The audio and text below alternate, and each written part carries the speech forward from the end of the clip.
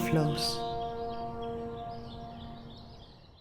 Overflowing gratitude as meeting between outer man and woman happens consciously. Simultaneously, union happens within between inner man and woman. This inner union goes through the state of unconscious, dream, deep sleep, and aware states. Many changes start happening within, and their effect is felt within and reflects through your ways of life, living, and thinking. Along with this, a feeling of gratitude comes for the one who has led you to this state. With time, this feeling deepens and life enters the dimension of unity when man and woman have dissolved into one another.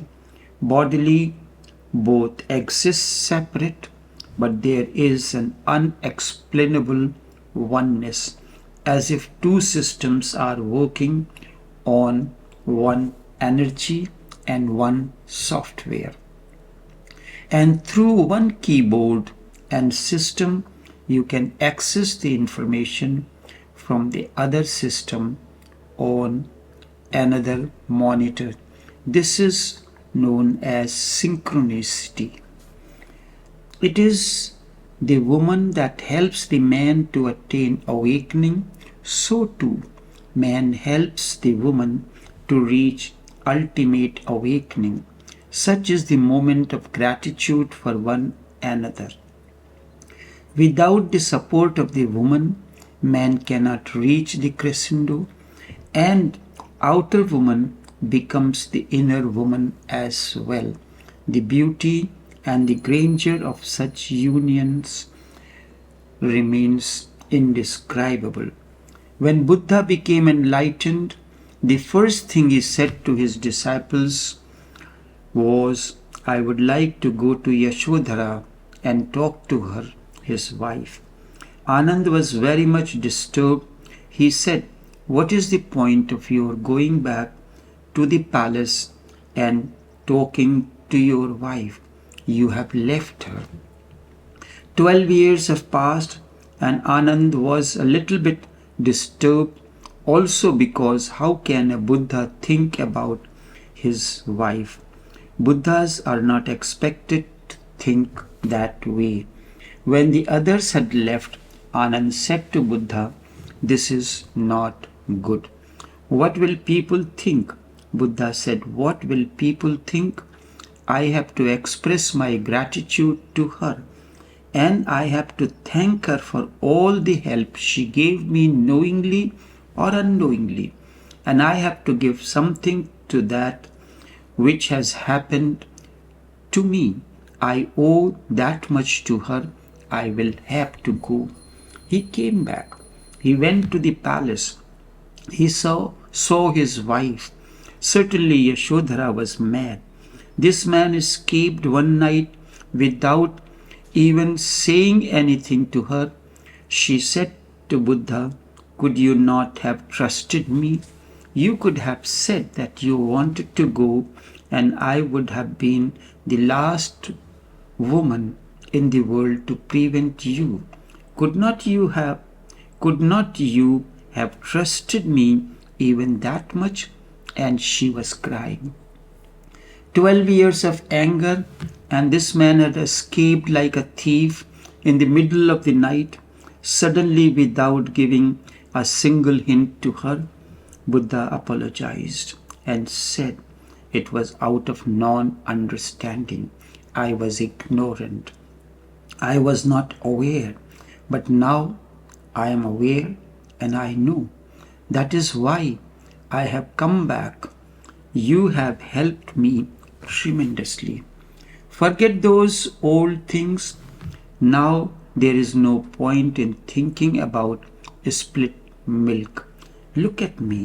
Something great has happened.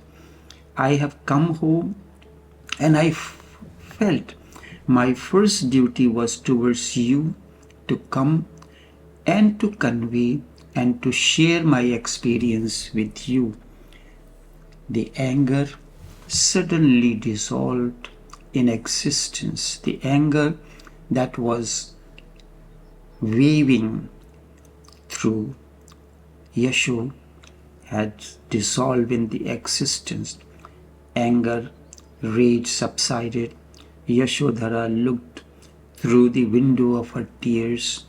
Yashu felt something had taken over her.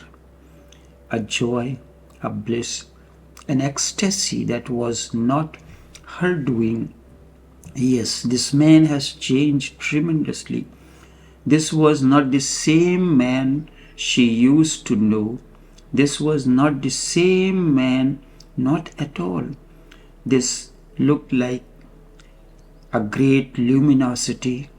She could almost see the aura, a light around him. And he was so peaceful and so silent, as if he had almost disappeared. His presence was almost an absence, and then, in spite of herself, she forgot what she was doing. Yasho forgot what she was doing. She fell at the feet. She fell at his feet and asked to be initiated. Rabindranath Tagore has written a beautiful poem about this incident when Gautam Siddharth comes and Yasho asks him one thing. Just tell me one thing, she said. Whatever you have attained, I can see that you have attained. Whatever it is, I don't know what is. Just tell me one thing. Was it not possible to attain it here, in this house, in this palace? And Buddha could not say no. It was possible to attain here, in this house, in this palace, in the presence of Yashu. Now he knew, because he had nothing to do with the forest. What he attained has nothing to do with the forest or with town, with family or ashram, life of a recluse or that of a family man. It has nothing to do with any palace.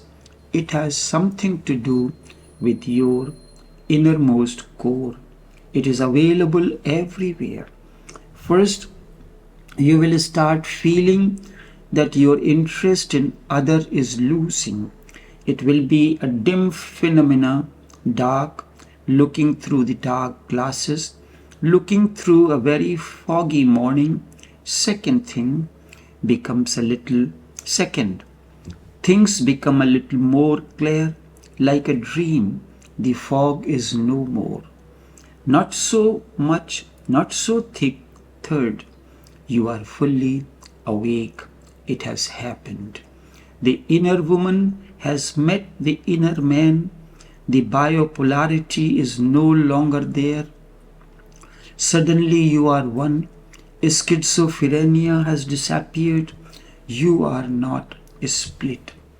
With this integration, you become individual for the first time. Before that, you were not an individual, a crowd, a mob. You are many people within. You are multi-psychic. Suddenly, you fall into order. That is what the ancient story says. The man had asked for 3 days, 3 meetings or unions. 3 days, 3 meetings or union. If sometimes you look into these small stories, you will be wonder-struck. Their symbols are great. The man had asked for 3 days to sit silently. Why 3 days? Those are the 3 points in sleep, in dream, and in waking. He wanted to put himself in order first. This is what is the process of awakening. First it happened in sleep, then it happened in dream, and lastly it happened in waking state.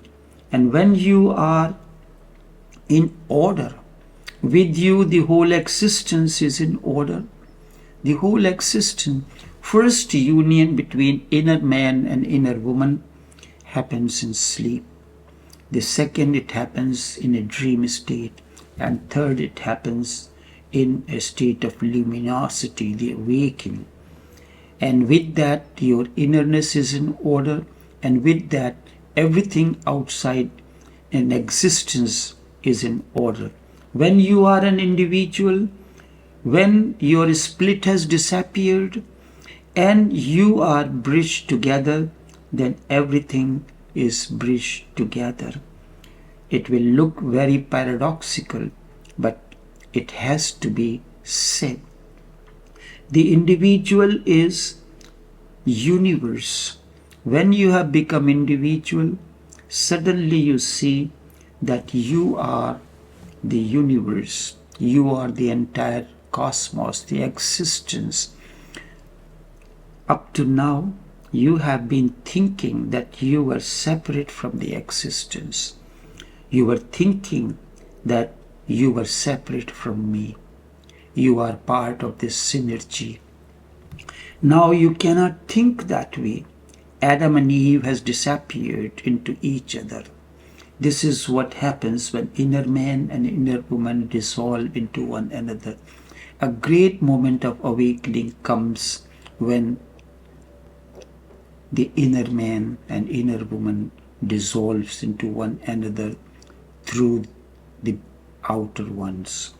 This is the goal that everybody is trying to find in some way or the other. Tantra is the surest science for achieving. This is the target. A few things more. I told you that the Mooladhara has to be released. Only then can energy move upward, and this is the first criteria. Energy has to move upward or inward, and inward and upward mean the same. Outward and downward mean the same in the same way. Energy can move inward or upward only when Mooladhara is totally relaxed. So the first thing is to relax Mooladhara. With Mooladhara relaxed, your body is stabilized. You are holding your sex center very tightly. The society has made you very much aware of the sex center. Society has made you obsessed with it. So you are holding it tightly. You can simply watch. You are always holding your genital organism very tightly, as if you are afraid that something will go amiss if you relax. That's why most of the people do not experience the kind of orgasm is needed or is bound to happen. You are always holding the genital organisms between very tightly, as if you are afraid that something will go amiss if you relax. Your whole conditioning has kept it upright. Relax. Leave it to itself. Do not be afraid. Fear creates tensions. Drop the fear. Sex is beautiful. Sex is not sin. It is a virtue. Only you have to know how to get it polished and make it valuable.